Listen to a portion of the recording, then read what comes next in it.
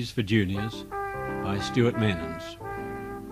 Number 12, Salome and the Princess.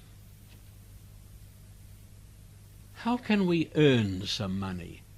asked Salome. And he sang the part of the money song, which went, "Dollars, dollars, mighty dollars." "What about selling flowers at the side of the road?" suggested La-so-me. "We could get them free from our garden and charge $1 a bunch. If it was a hot day, we could make lemon drink and sell it by the swimming pool. The lemons wouldn't cost anything, but we would have to get some sugar from somewhere." Lami lifted up his lip and showed the others the gap in his teeth. "If you put an old tooth under your pillow, you sometimes get money." "Lost a tooth but found $1, sang Kiri. Hone remembered his birthday party and said, "You might get money just by having a birthday, but we can't wait that long."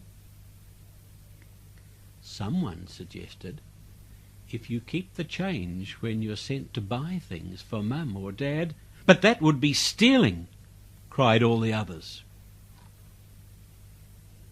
"We could buy a lotto ticket and win a lot of money." "My mum buys lottery tickets, and she doesn't win a lot of money," said Salome. "We could write a fairy story and sell it to a publisher."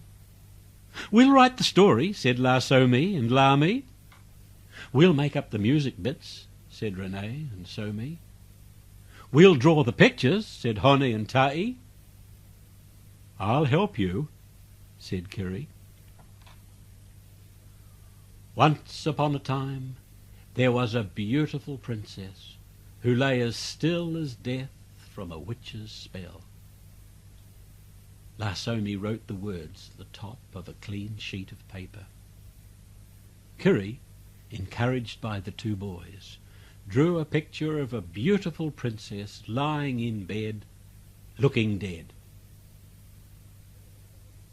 So-me sang, "Dead as a dodo," a few times in a heavy voice. The others joined in. He wrote the words out on a dough line underneath. "Dead as a dodo." "Give her a name," said Lami. "They call me Mimi," sang Renee in her light voice. "Not you, silly. The princess, and she's dead." "Only seems to be dead," said Renee. "Now we need a handsome prince who has been turned into a hedgehog or something strange." "Make him a monarch butterfly," said Lami, who had just seen one fly past. "Then later on he can be king." So one day a monarch butterfly landed on the lips of the princess and gave her a kiss. Straight away the horrible spells were broken, and the butterfly turned into a handsome prince.